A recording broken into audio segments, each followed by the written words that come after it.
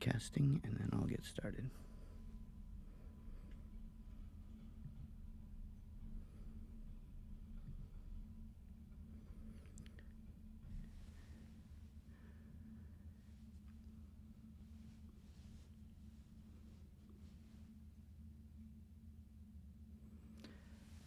Good evening, everyone. I'm Zen Master Sebastian Rizzon, founder of the Mind Light Way School of Zen, and I host these guided meditations on the first Thursday of every month and Dharma talks on the third Thursday of every month from 7 to 8 p.m. You can also find more guided meditations and curated content on the Mind Light Way School of Zen YouTube channel. So welcome.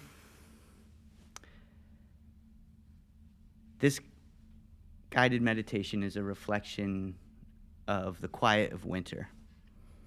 Not only the season outside, but the winter of the mind. As winter arrives, something changes in the world around us. Everything slows. The snow softens the sound. Movement becomes minimal. Winter doesn't ask us to do more. It asks us to slow down. It strips the landscape bare and covers the ground white. Details fall away, distractions disappear, and what remains stands out more clearly. It's the same way when we stop asserting mental effort. Stillness appears on its own. Tonight's practice will unfold slowly. We'll begin by settling the body and breath. Then we'll move into quiet awareness, a mantra meditation, a crystal bowl and sound meditation, and finally a short koan rooted in winter itself.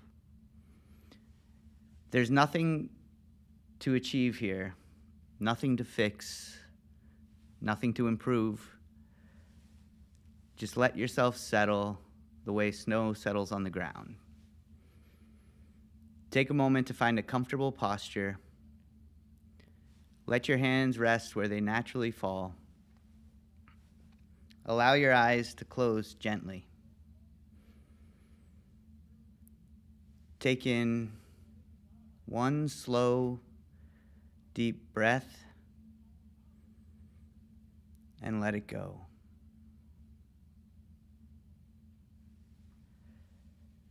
Bring your attention to your breathing, not controlling it, just noticing it.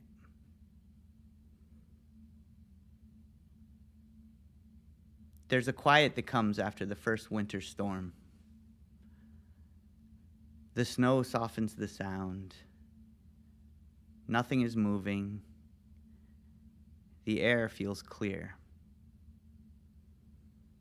Let the mind be like that. No force, no effort,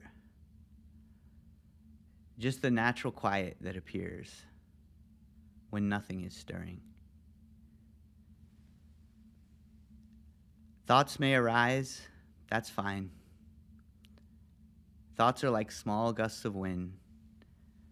They move through and pass. They appear, they pass. Notice the space between thoughts. The mind rests in that openness. If a thought rises, let it rise. If it fades, let it fade. You don't need to follow it.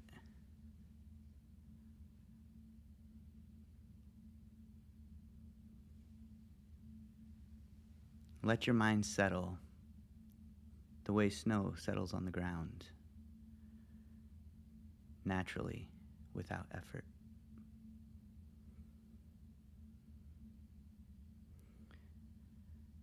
Behind every cloud, the clear sky is already there. Behind every thought, awareness remains. Take a slow breath in and let it release.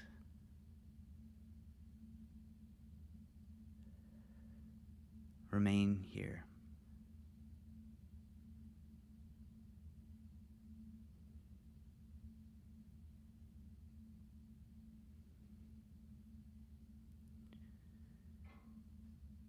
With each exhale, release any thought that is present.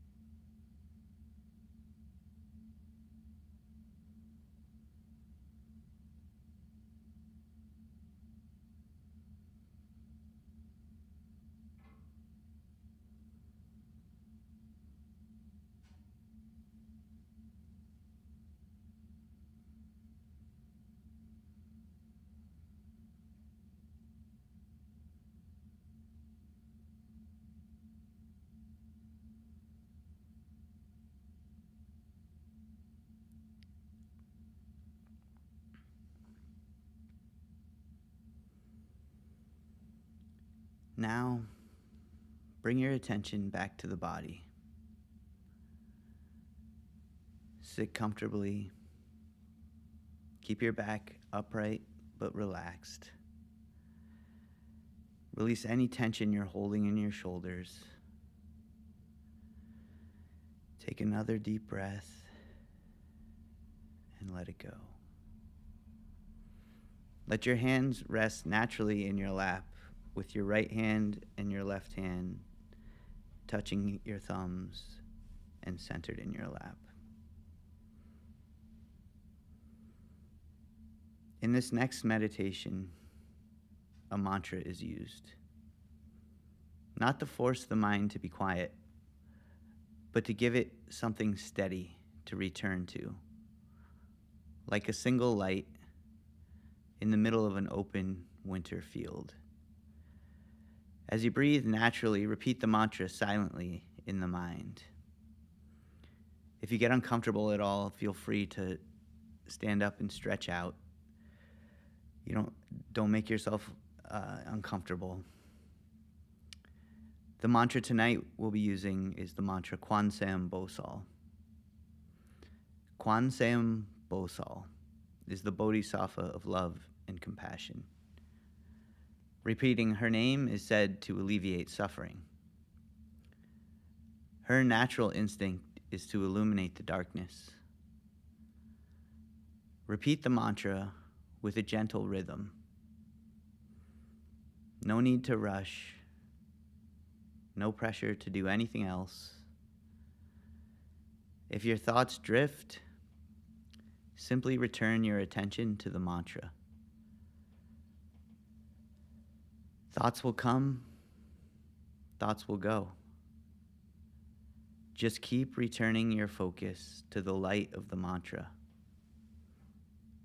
Allow it to illuminate the vast, unbounded emptiness of the mind.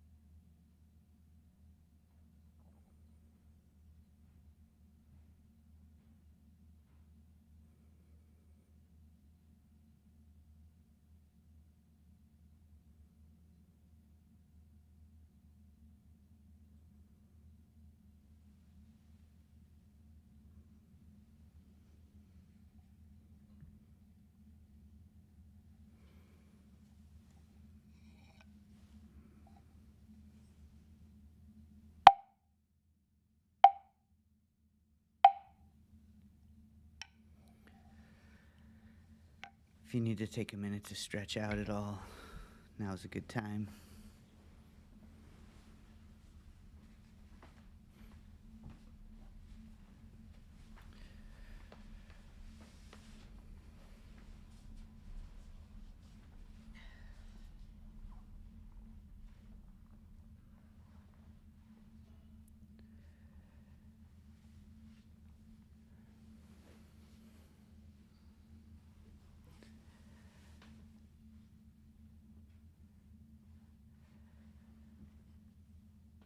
Now we'll continue with a different type of mantra meditation using sound. Here, the natural resonance of the bowls becomes the point of attention, the same way the mantra was before. You'll hear the sound of the crystal bowls. There's nothing you need to do with the sound. No need to follow it. No need to analyze it. The sound arrives and it passes. Sound moves through the mind the way falling snow is blown through the air. As the snow settles on the ground, previous tracks disappear. Sound does the same for our thoughts. As soon as thoughts arise, allow them to be enveloped and dispersed by the sound. They don't need to be pushed away. They don't need to be removed. They're just consumed by the sound. The sound fills the air and permeates the mind, the way snow fills the air on a snowy night. Allow the vibrations to loosen what is held too tightly. Resonance grounds the body and frees the mind. As the snow in the air settles on the ground, the sky becomes clear. The sound is ungraspable, held in a mind that's also ungraspable. The empty air holds the snowflakes, just as the emptiness of the mind holds the sound. Their true nature is clear and spacious. Relax, listen, and let go as Zen teacher Nadia Monsif guides us through the sound meditation.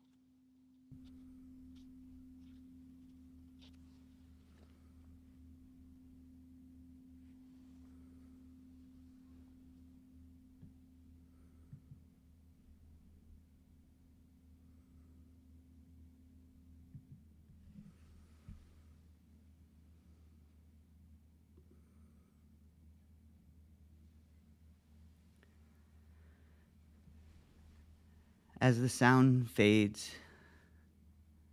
silence remains.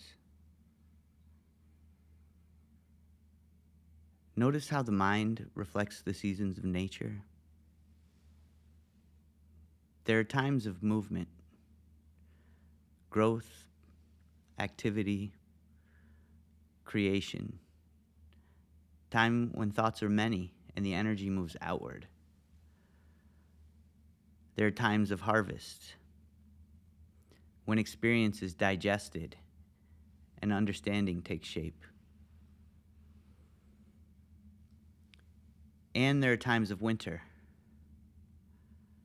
when activity settles, becomes quiet, and gathers itself. Seasons are an essential part of nature. None are better or worse. Winter's not a failure of growth. It's what allows growth to happen at all.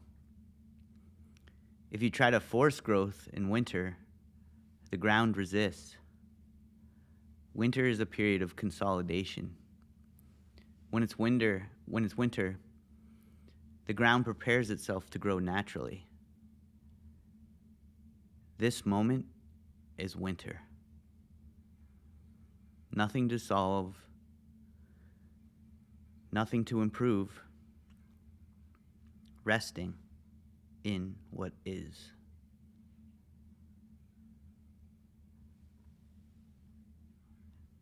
Now, this question appears. When everything has gone quiet, what remains?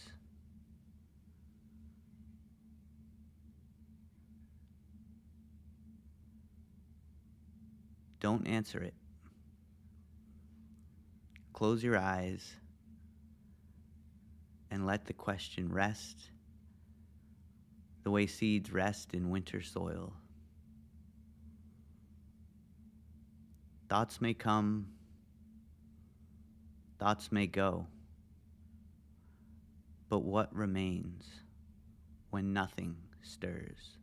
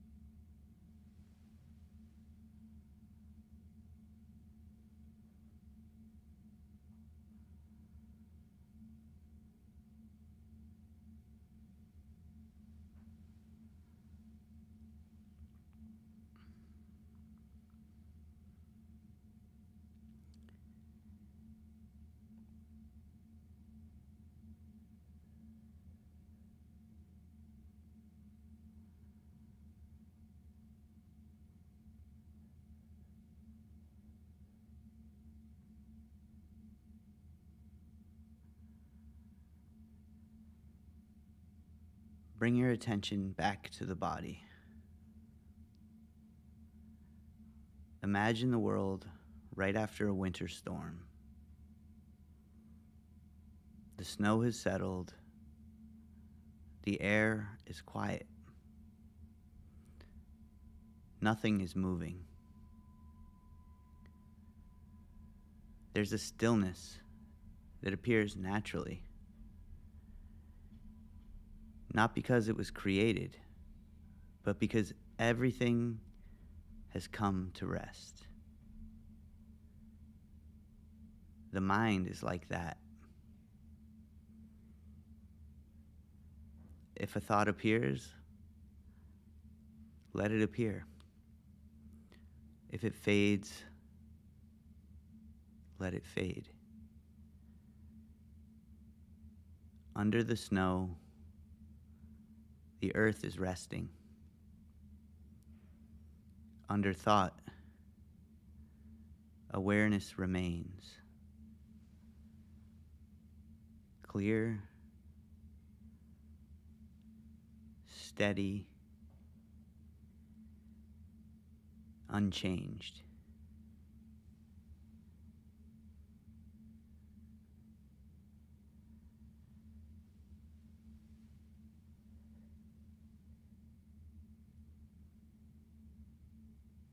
Take one slow breath in.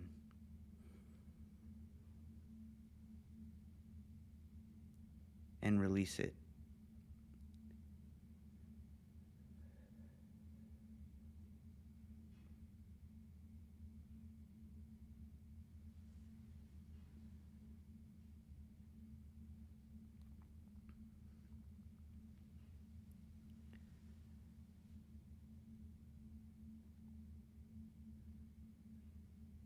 Winter is not the absence of life. It's life gathering itself. The stillness is not something you leave behind. It's something you return to again and again. Every time you release your thoughts, there's a new beginning. Thank yourself for taking this time to practice.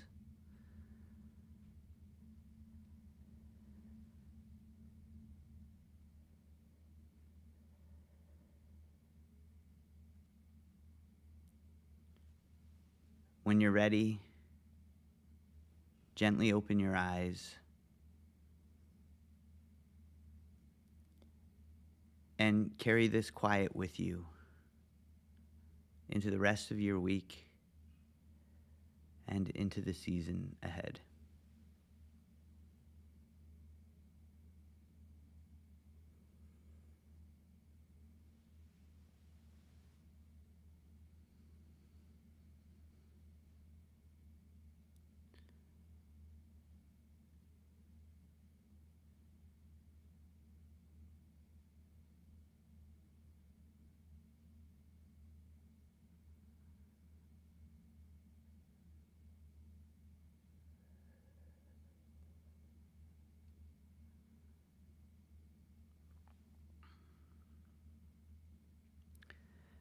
That concludes the guided meditation portion of our class tonight. I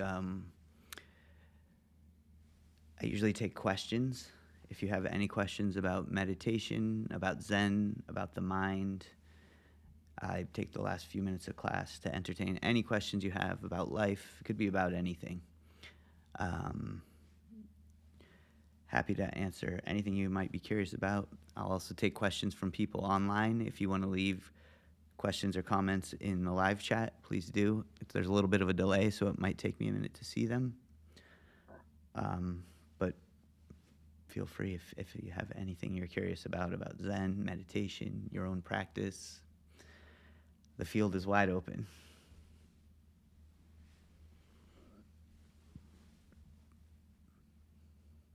I love this part of class, so really, it's usually my favorite part.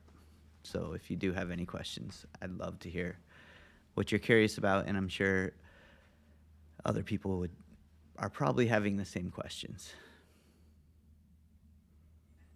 I regularly do a guided meditation through an app, and there's the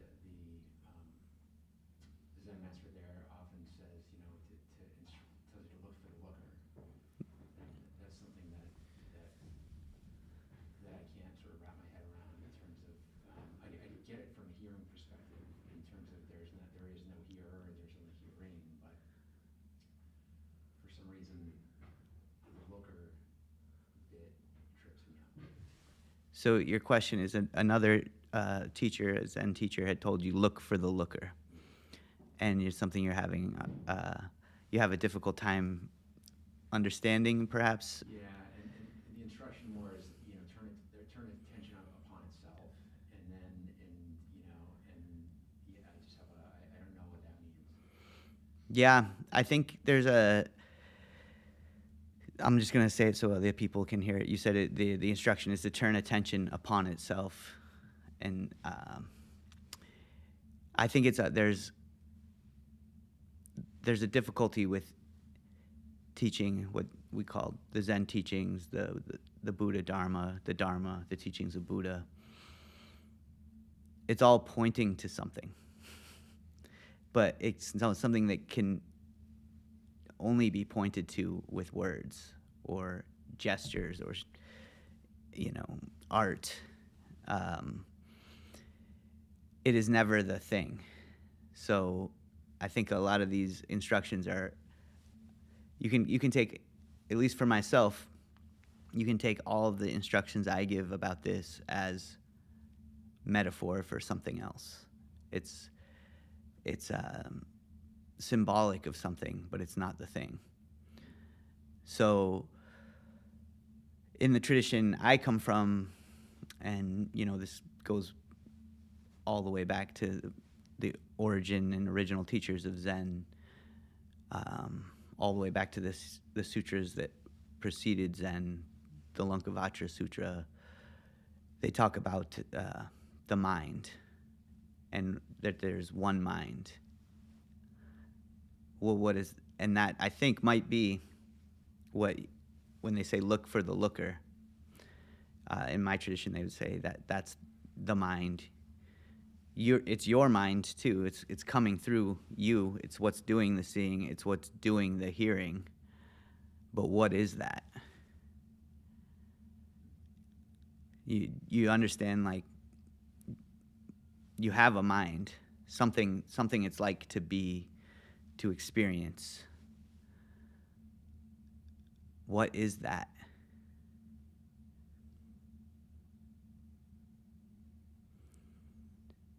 And so part of what my guided meditation was trying to unravel for you today is what happens when all of those things settle down, when you peel back all of those things, when you clear out everything that's filling your mind, and your mind is finally clear, then that's all that's left. And what are you left with there? And it's not something I could ever describe to you, other than what I'm, maybe I could do a better job trying to describe it, but it will never be that for you. It only comes through direct experience. Another way we teach about having that kind of pure experience of awareness is being completely engaged with whatever you're doing, not letting your thoughts come between you and what you're doing.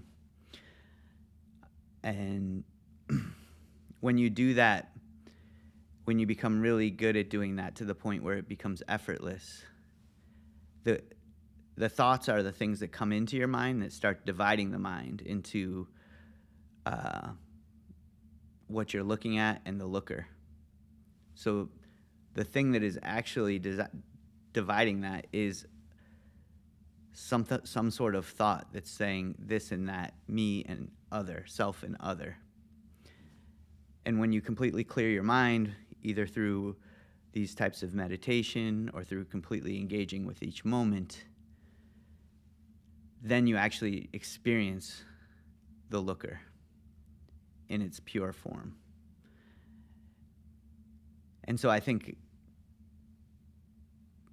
a lot of every teacher, I would say, has some challenge in how to teach this, and that's what they call skillful means, upaya. How do you guide people to this? There's sutras, there's texts, there's things you can read. In Zen, we work with moment by moment teaching, and how to help. If you're a teacher, how do you help a student put down all of their attachment to thought, all of the things they have, their preconceived notions, the narratives, the streams of thought that are constantly filling your mind. And a lot of times you'll have a teacher and their teaching is something like, ha! And that's just to bring your mind right into this moment. So you'll find a lot of teaching like that through Zen history.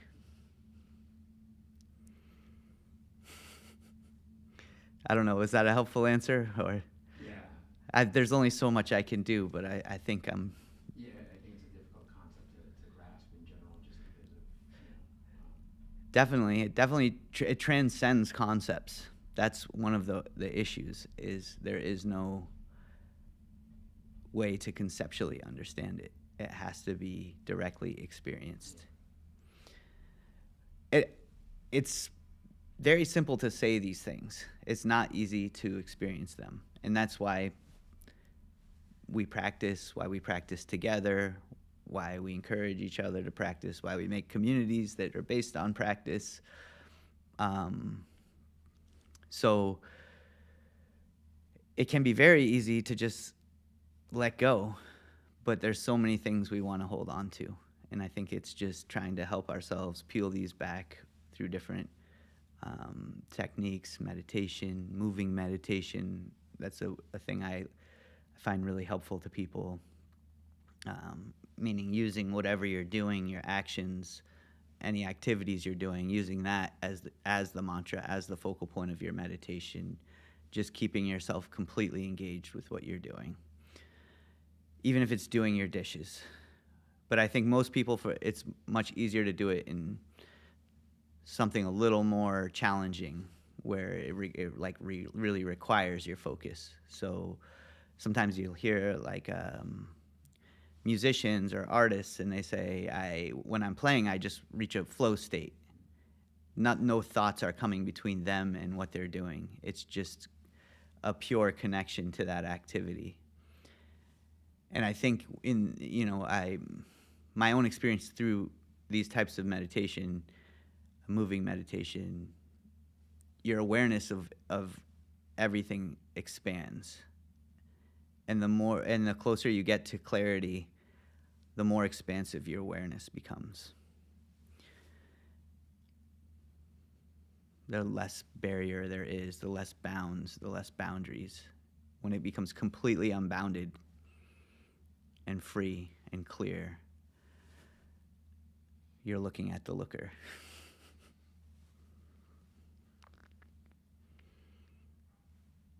Any follow-up questions or anything else? Well, I guess you said to allow thoughts to enter your mind. I'm fairly new to meditation, but would meditating successfully involve having more so a clear mind throughout, without intrusive thoughts or stressful thoughts dwelling on you the whole time? Would that be the goal? Have as clear of a mind as possible? I think that's not far off. The question is, is the goal to not have intrusive thoughts, things like that. The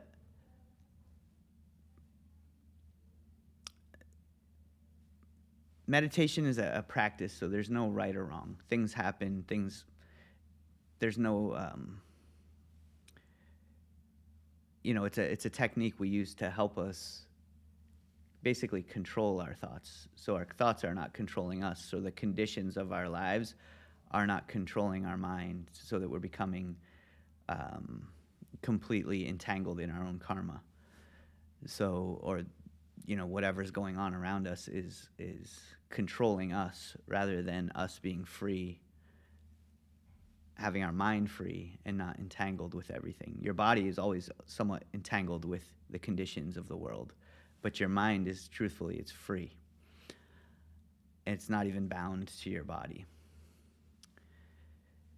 So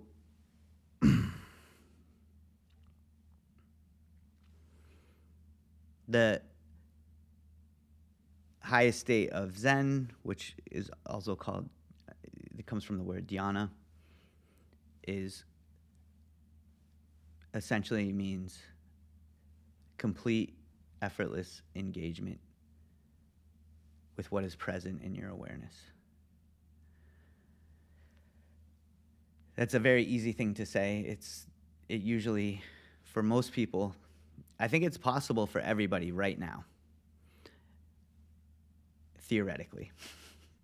But most people have conditions affecting them and their own internal conditions, which cause them to self-reflect, which cause them to let their mind think about things that happened in the past, things that are happening around them, things that are happening in the future. So the highest form of Zen is just completely engaging without effort with what is present in your mind. And all of that exists on a spectrum. It's not black or white. So the reason we have Zen practice is to practice with effort and focus, trying to learn how to keep any thoughts that come, just letting them come and go instantaneously. You still will always think. It's just, are you letting these snowball around in your mind? Are you clinging to them? Are you attached to your thoughts? Or do they just come in and go? Things are going to happen all the time. Thoughts are going to come. But your mind, and here's another metaphor, is like a mirror. Like when things come in and they're in front of the mirror, they reflect the mirror. When they leave the mirror, it's clear again. Nothing's sticking to the mirror. The karma, if you will, in this metaphor is like things come in, they leave dust on the mirror, and then all of a sudden the mirror starts to be, there's this, the dust is clinging to the mirror, or the mirror, yeah. So you want to like clear off the dust, and that's what the whole meditation practice is. There's no right or wrong. It's just we exist somewhere on this spectrum and trying to help ourselves clear off our mirrors.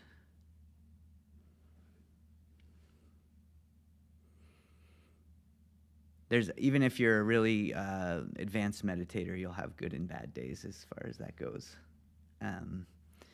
So don't be judgmental of yourself, of your progress. To me, the thing I always tell people is the most important thing is just having a consistent practice. You don't have to meditate all day long. Just do a little bit of practice every morning. Get in that habit. Your mind starts to learn that habit. It starts to learn how to just let go of your thoughts. Engaging with some activities you're doing, playing music, making art. That's why I called originally the school the Zen Art Center, because I wanted to teach people how to use art as a meditation. It doesn't have to just be sitting on a cushion. As a matter of fact, I think it needs to happen when you get up as well, in order for it to really work. So just getting in the habit of, okay, I have a lot on my mind. Okay, I'm going to just do my dishes right now. Clean my dishes. Oh, now my mind's clear too. Then more thoughts come. Okay, this is really overwhelming. I'm going to sit and meditate. Or I'm going to go for a bike ride, because when I'm riding my bike, I feel very focused, because if my mind wanders, I get in an accident, right? So those kind of things can help you feel that state and learn that state and translate that eventually to everything you're doing. But it doesn't just happen for most people. It requires like consistency. Like if you want to get better at lifting weights, you lift a little bit every day. You start with light weights. You increase your strength. You increase what you're trying to do. Meditation, you can treat it, in a similar way. You don't do it all at once. You can't do it all in one day. For most people, it's going to require consistent practice. And just be patient with yourself. Another thing that we teach in Buddhism is compassion. So compassion to other people, trying to help them alleviate their suffering. But be compassionate to yourself. If it's not working someday, don't beat yourself up over it. Have compassion. Just like, okay, it's a bad day. Hopefully tomorrow will be better. I'll try again tomorrow, and do the best I can with what I have and the conditions around me.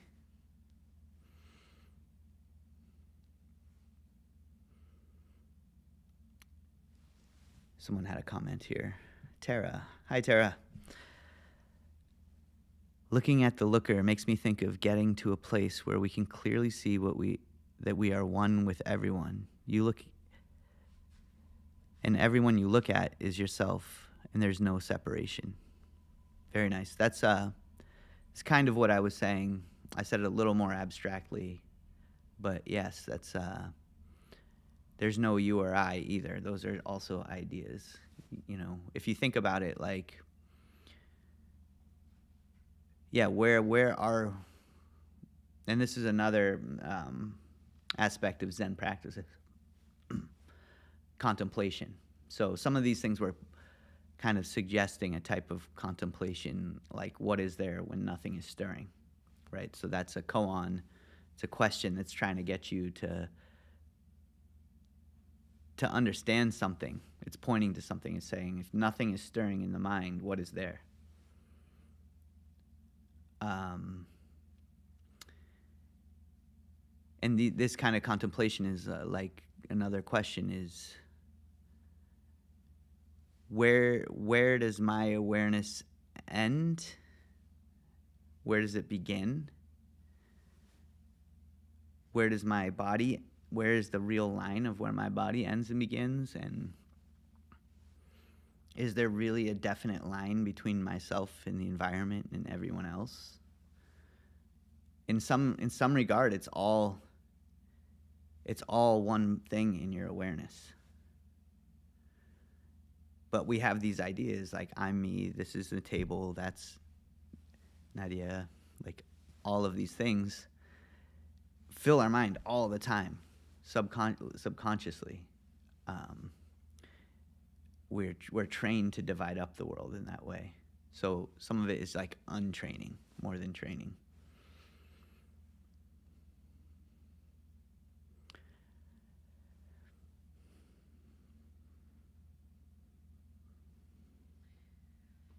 I have a question. Yes. So you talked about that flow state, for Mm-hmm. example, riding a bike or snowboarding or doing some activity or playing music. So it's off your intention and you're in a flow state. But that is not enlightenment, right? Because otherwise every musician or every artist so what's the difference there? What's like Good question. what's missing? I'm just going to repeat this so people who are watching online can hear the question. The question is, I talked about a flow state and how you can reach it playing music or riding a bike, but not everybody who plays music or ride a bike has enlightenment. What's the difference between that and enlightenment? The difference,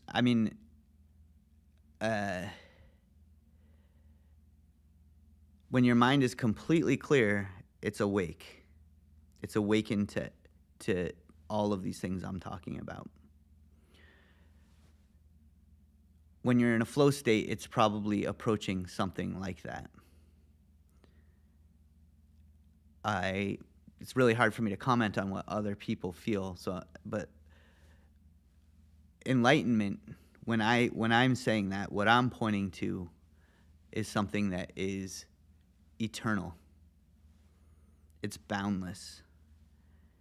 There is no past. There's no future. There's only this moment eternally. And so enlightenment is not something that comes and goes.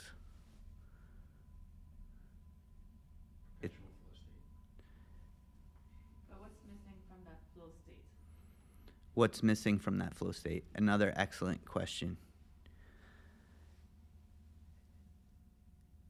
What is missing is complete embodiment and integration of that into everything you do. So it's not anything missing, it's just not completely all-encompassing and expansive and embodied in everything you do.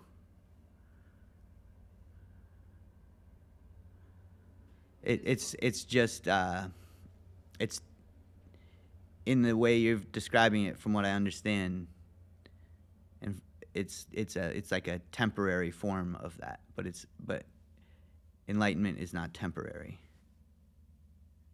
So is this why in Zen we practice the effortless focus?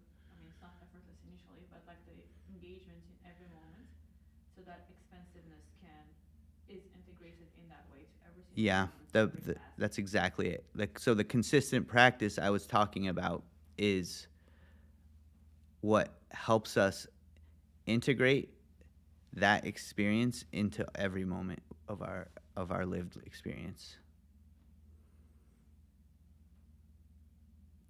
It's good. I think that's really important for people to hear. Thank you for asking those questions. I think that's a lot of times what gets overlooked and missed.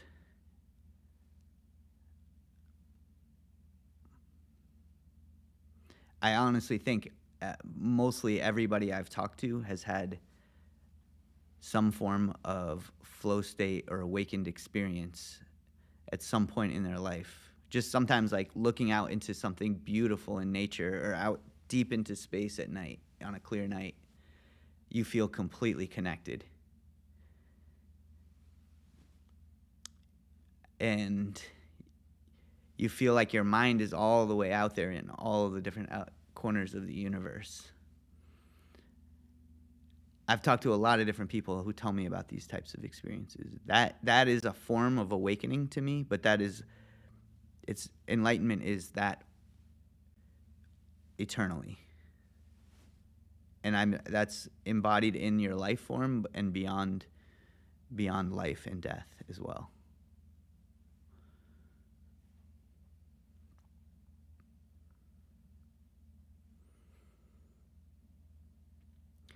So that's my pointing to something that I cannot ever really fully explain to you, for example. But hopefully it, I can give you a direction, I can give you some steps and some tools, and the rest is up to you to take these and make use of them, practice them a little bit every day. Come join our community. We support each other in our journeys. And yeah, if anybody has any more questions, I'll ask them. It's a little past 8, so I don't want to keep anybody here later than they were planning on. But I really appreciate everybody coming out. I do this, as I said, twice a month, first and third Thursdays of every month. The Dharma talk's very similar. We meditate. I talk a little bit longer about some subject of my choosing, and we do one longer meditation, so not as many little short meditations. And then I always take questions after, so you can always come back and ask more questions if anything pops into your mind in the next few weeks or between now and the next time you come. If you want to we also do a few moving meditation classes. We have art groups and writing groups where we try to use the creative forms as our meditation. And basically, we're just bringing our own projects in, working on them together, practicing a little bit of meditation beforehand, and then working on our art. And then we also, share, and it's an encouraging, creative community that you can take part in. We also have a Valentine's workshop coming up on self-love, and it is on Saturday, February 14th from 3 to 5 p.m. So we'll be here loving ourselves, and if you come, we'll love you too. You can find all this on our website, mindlightway.org, and you can also find information about our immersive Zen training program, which we call the Path to Mastery. If you're interested in learning Zen, learning how to teach Zen, we offer that here as well. And our school and all of this programming, we only exist because people choose to support it, and we're here for you. That support is what is essential to our school, and we are a nonprofit organization, so if you'd like to help us and support us financially with a donation anytime, the information is in the description in the YouTube video, and we have some information on the back table if you're here in person. And your generosity is truly appreciated, and most of all, we really appreciate you coming, being a part of our practice together, and thank you for being here tonight, and I wish you all a restful winter and a thriving spring, and good luck. It's the before the next time I see you, I think it will be the year of the fire horse. So if you want to hear some thoughts on that, we've published a few videos on my thoughts on the fire horse year, so you can check out our YouTube channel. And thanks again for coming. If you have any questions, if you're here or you want to just hang out and chat for a minute, feel free to hang out. You don't have to rush out the door.